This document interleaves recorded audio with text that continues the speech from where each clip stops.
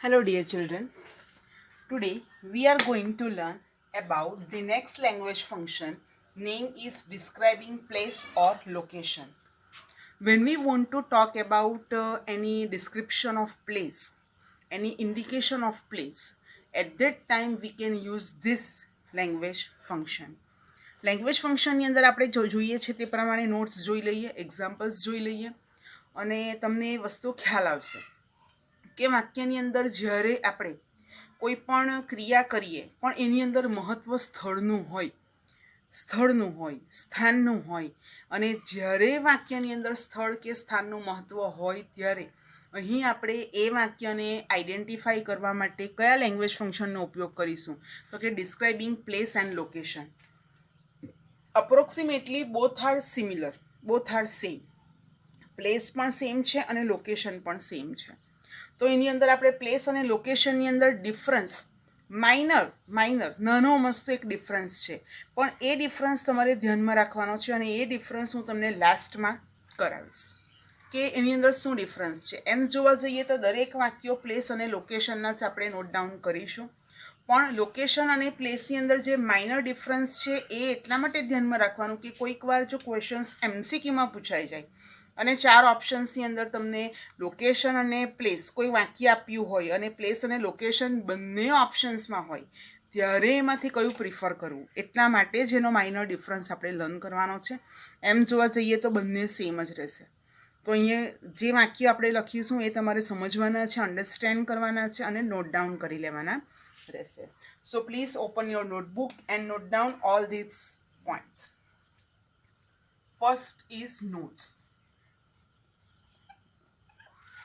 When we want to description or describe or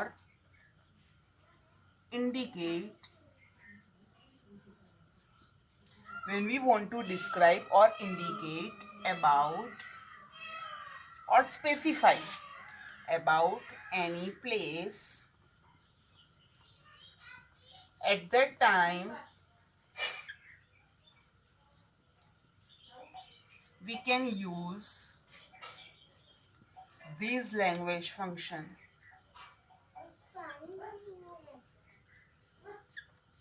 So please keep in mind that we try to understand in Gujarati also કે જ્યારે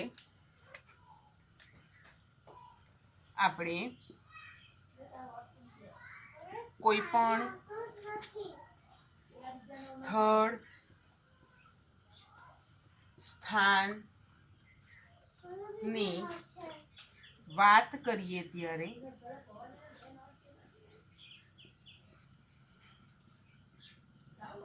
આ language ફંક્શનનો ઉપયોગ થાય છે.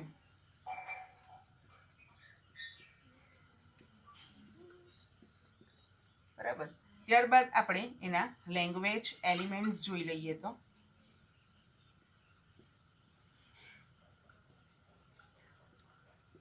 Language elements કંઈક આ પ્રમાણે છે. ફર્સ્ટ, વાક્યની અંદર વચ્ચે વેર વપરાયેલું હોય, રિલેટિવ એડવર્બ તરીકે વેર વપરાયેલું હોય. ત્યાર પછી વેરેવર હોય અથવા તો હિયર વર્ડ હોય અથવા તો ધેર વર્ડ હોય. બરાબર, આ ચારમાંથી એક હોય. Now fifth, name of any place, any proper place, and then use of prepositions.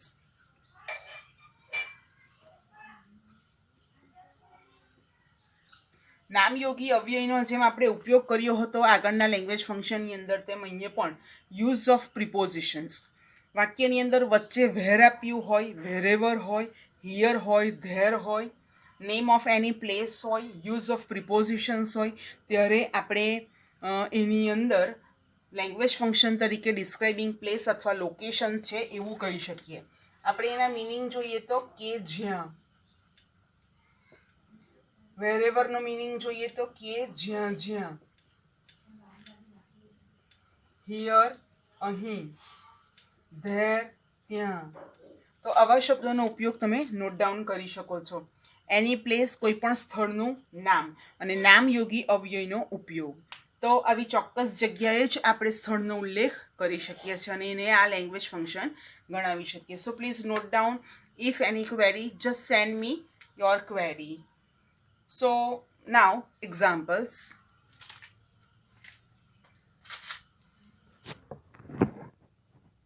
The next example, number 6. Mumbai is the place where you find more population and pollution.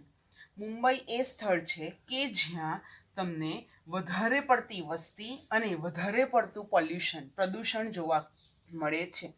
તો વેર શબ્દ વડે relative adverb વડે આ વાક્ય જોડાયું છે જે સ્થળ, place અથવા લોકેશન ડિસ્ક્રાઇબ કરે છે. This is the school where you can do experiments. આ એ જ સ્કૂલ છે કે જ્યાં તમે અવનવા પ્રયોગો કરી શકો છો. The places wherever I go, I see cleanliness. કે હું ભારતની અંદર જ્યાં જ્યાં જાઉં છું ત્યાં ત્યાં મને સ્વચ્છતા દેખાય છે. Agra is famous for the Taj Mahal. Agra એ પ્લેસનું નામ છે, તાજમહલ એ પણ પ્લેસનું નામ છે, પણ આની અંદર કોઈ પણ કન્જક્શન આપેલું નથી. બરાબર, અહીંયા તો વેર આપેલું છે, અહીંયા વેરેવર છે. જ્યારે આ વાક્યની અંદર બંને જગ્યા ઉપર કન્જક્શન્સ નથી, રિલેટિવ એડવર્બ નથી, છતાં પણ પ્લેસની વાત છે એટલે ટોકિંગ અબાઉટ પ્લેસ અથવા ડિસ્કશિંગ અબાઉટ પ્લેસ કહી શકીએ આપણે. Agra is famous. Agra famous છે શાના માટે? તાજમહલ માટે. તો આગ્રા તાજમહલને માટે ફેમસ છે એવું આપણે ગણાવી શકીએ. Do visit Delwara temple. Delwara temple visit કરો. તો આ એક પ્લેસની અહીંયા વાત કરવામાં આવેલી છે, દેલવારા ટેમ્પલ. અહીંયા તાજમહલની વાત છે અને આગ્રાની વાત છે. તો અહીંયા પ્લેસની વાત કરેલી હોવાથી આપણે એને ડિસ્ક્રાઇબિંગ પ્લેસ અથવા લોકેશન ગણીશું. Sea beach is the place where you feel cool. Sea beach એ એવી જગ્યા છે કે જ્યાં તમને ઠંડક મળે છે, રિલેક્સેશન મળે છે. When you can feel relaxation, cool and refreshment. તો આ રીતેના વાક્યો પણ કન્જક્શનવાળા પણ છે, કન્જક્શન વગરના પણ છે. હવે જે આપણે વાક્યો જોઈશું એ યુઝ ઓફ પ્રિપોઝિશન્સ રહેશે કે પ્રિપોઝિશનનો ઉપયોગ કરીને તમે વાક્ય કેવી રીતે બનાવી શકો. સો just please note down this and then example number 12. Now the next example number 12. Saputara is a famous hill station in Dang district, Gujarat.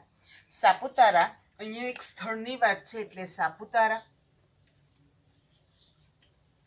અને આ ડાંગ ડિસ્ટ્રિક્ટ જે છે એ આ પ્લેસની અંદર કાઉન્ટ થશે.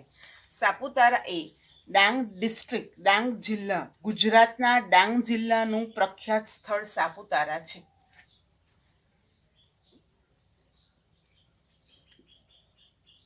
Kangaroos are found in Australia.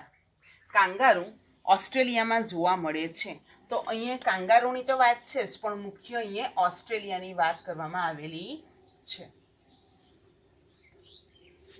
I live in Navsari. હું નવસારીમાં રહું છું.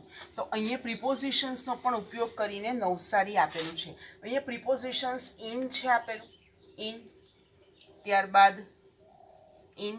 આઈ am at my old house. હું મારા જૂના ઘરે છું. તો મારું જૂનું ઘર, ઓલ્ડ હાઉસ એ અહીંયા પ્લેસ દર્શાવે છે જે પૃથ્વી ઉપર આવેલું છે. બરાબર, એ અહીંયા સ્થળ દર્શક સૂચક કરે છે. There is a big farm behind my house. તો બિગ ફાર્મ એ પણ એક પ્લેસ છે અને માય હાઉસ એ પણ એક પ્લેસ છે. તો આ બંને પ્લેસનું ડિસ્ક્રિપ્શન કરેલું છે કે એક ખૂબ જ મોટું ખેતર છે. ક્યાં ખેતર છે? મારા ઘરની પાછળ, બિહાઇન્ડ, મારા ઘરની પાછળ એક ખૂબ જ મોટું ખેતર છે.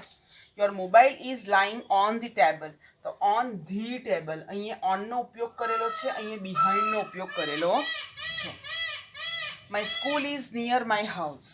તો અહીંયા નિયર પ્રિપોઝિશન્સનો ઉપયોગ કરેલો છે અને માય હાઉસ એ અહીંયા સ્થળ સૂચક કરે છે. The teachers are at the school now. અહીંયા એટ એ પ્રિપોઝિશનનો ઉપયોગ છે અને સ્કૂલ એ સ્થળ દર્શાવે છે. Is this the bus for Bardoli. શું આ બસ બારડોલીની છે? તો is this the bus for એ પ્રિપોઝિશન્સ છે અને બારડોલી એ સ્થળ સૂચક શબ્દ છે. તો આ રીતેના આપણે 20 વાક્યો જોયા બાળકો, જે બધા પ્લેસ અને લોકેશનના છે. હવે જ્યારે આપણી પાસે એમસીક્યુમાં અથવા આઈડેન્ટિફાઈ કરવામાં એ રીતે એમસીક્યુમાં પૂછાય અને પ્લેસ અને લોકેશન બંને ઓપ્શનમાં આવેલું હોય ત્યારે શું કરવું તેની હું તમને વાત કરી દઉં.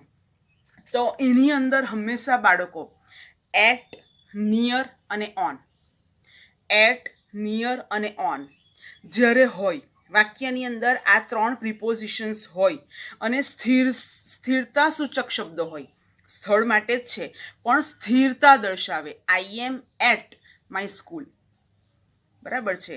આઈ reach at the railway station. My house is near that house. તો નિયર, એટ અને ઓન. આની અંદર પણ એટવાળા, નિયરવાળા અને ઓનવાળા વાક્ય છે. જુઓ, એટવાળું, નિયરવાળું અને ઓનવાળું. ધ્યાન રાખજો બાળકો. એટલે આના પછીના ટોપિકની અંદર હું તમને નોટ કરી આપું છું બોર્ડ ઉપર કે એટ, નિયર અને ઓનવાળા જે વાક્ય આપેલા છે તેની અંદર હંમેશા લોકેશન જ ફર્સ્ટ આવે. ભલે એ પ્લેસનું વાક્ય તો છે જ, તો જ આપણે પ્લેસમાં લખ્યું છે. લોકેશનનું વાક્ય છે એટલે જ આપણે એને લોકેશનમાં લખ્યું છે, તો જ મેં અહીંયા સ્લેશ કરીને લખ્યું છે. Both are same. પણ જ્યારે સ્થિરતા દર્શાવે કે હું અહીં જ છું, મારું ઘર આની બાજુમાં જ છે, બરાબર, મોબાઈલ ફોન ટેબલની ઉપર જ છે, સ્થિરતા છે, એ કંઈ ચાલતો નથી, તો ત્યાં સ્થિરતા સૂચક હોય પ્લસ એટ, ઓન અને નિયર આ 3 જ્યારે વાક્યની અંદર પ્રિપોઝિશન્સ હોય ત્યારે લોકેશનના જ વાક્યો આવે છે. એટલે તમને જો લોકેશનનું વાક્ય કમ્પ્લીટ કરવાનું પૂછાય, બરાબર, હું તમને બોર્ડ ઉપર બતાવું છું કે લોકેશનનું જો વાક્ય તમને કઈ રીતે પૂછાય ત્યારે તમારે કેવી રીતે એ વાક્યને લોકેશનનું કાઉન્ટ કરવાનું રહેશે. Now see students, લોકેશન સ્થિરતા દર્શાવે ત્યારે લોકેશન કહેવાય. તો આ વસ્તુ તમારે બરાબર ધ્યાનમાં રાખવાની છે. ફરીથી હું કહી દઉં છું, લોકેશન અને પ્લેસ લખેલા છે એટલે અત્યાર સુધીના 20 વાક્યો લોકેશનના પણ કહેવાય અને પ્લેસના પણ કહેવાય. ક્લિયર? પણ જો એમસીક્યુની અંદર એવું પૂછાયું અને લોકેશન અને પ્લેસ એ બેને જુદા કરવામાં આવ્યું અને 4 ઓપ્શનની અંદર 2 લોકેશન ને પ્લેસનું જ એક ઓપ્શન છે, તો તમને વિચાર આવે કે આ વાક્ય તો લોકેશનનું પણ છે અને પ્લેસનું પણ છે, તો એને ડિફરન્શિએટ કેવી રીતે કરવું, એમાં તફાવત શું છે? તો તફાવત આ છે કે વાક્યમાં જો એટ, નિયર કે ઓન આપેલું હોય અને સ્થિરતા સૂચક શબ્દો હોય, વ્યક્તિ, વસ્તુ, ક્રિયા ત્યાં સ્થિર થઈ જાય, બરાબર. આઈ એમ એટ માય હાઉસ, હું મારા ઘરે છું, તો એ મારા ઘરે રહેવાની મારી ક્રિયા સ્થિરતા દર્શાવે છે. એટલા માટે વાક્યમાં એટ, નિયર અને ઓન આ 3 બરાબર ધ્યાન રાખજો, ત્યારે તમારે લોકેશનનું જ વાક્ય છે એમ કહેવાય. અને બીજી ખાસ એક સૂચના કે વાક્ય જ્યારે કમ્પ્લીટ કરતી વખત, એટલે કે તમને સૂચના હોય કે કમ્પ્લીટ ધીસ સેન્ટેન્સીસ, વાક્યને કમ્પ્લીટ કરો, તો તમારે બ્રેકેટમાં લોકેશન આપેલું છે ને, તો તમારે હંમેશા વાક્યમાં એટનો ઉપયોગ, નિયર અને ઓન આ 3માંથી એકનો જ ઉપયોગ કરવાનો. જો આ 3માંથી એકનો તમે ઉપયોગ નહીં કરશો તો વાક્ય ખોટું પડશે. બોર્ડની પરીક્ષામાં તમને આ વાક્યમાં 0 માર્ક મળે. એના કરતાં બેટર કે લોકેશન બ્રેકેટમાં આપેલું છે, વાક્ય કમ્પ્લીટ કરવાનું છે. આઈ, વી, યુ, હી, શી, ધે, કોઈ પણ વ્યક્તિનું નામ, કોઈ મોટો સમૂહ કંઈ પણ આપેલું છે, પણ વાક્ય તમારું લોકેશનનું છે તો તમારે એને સ્થિરતા સૂચક શબ્દ સાથે જોડવાનું. હા, પ્લેસનું ઇન્ડિકેશન તો કરવાનું જ છે, પણ એટ, નિયર અથવા ઓન આ 3માંથી જ એક વાક્ય તમારે બનાવવાનું છે. આઈ એમ નિયર ધ સ્ટેશન, હું સ્ટેશનની નજીક જ છું, બરાબર. તમે ભલે જતા હોય, બેઠેલા હોવ, ગમે તે હોય, પણ નિયર શબ્દ આવવો જોઈએ અથવા એટ આવવું જોઈએ અથવા તો ઓન આવવું જોઈએ. અને એના માટેના એક્ઝામ્પલ સી, એક્ઝામ્પલ નંબર 15, 17, 18 અને 19, જે અત્યારે તમને 20 વાક્યો લખાવ્યા છે એમાંના જે 4 વાક્યો છે તે તમે જોઈ લો. એ 4 વાક્યોને તમારે પ્લેસમાં તો ડિસ્ક્રાઇબ કરવાના જ અને એ લોકેશન પણ કહેવાશે જ, પણ જ્યારે તમને દ્વિધામાં તમે મુકાવ, ઇટ્સ કોલિંગ એઝ ડાયલેમા, કે તમને બંને ઓપ્શન આપ્યા છે, લોકેશન પણ છે અને પ્લેસ પણ છે, અને ત્યારે ડિફરન્શિએટ કરવાનું તકલીફ નહીં પડે એટલા માટે આ એક માસ્ટર કી તમને બતાવી છે. It is called as master key. So please note down this master key. Without this master key, you can't get the full marks in location and place differentiates. Clear students? Okay, have a nice day.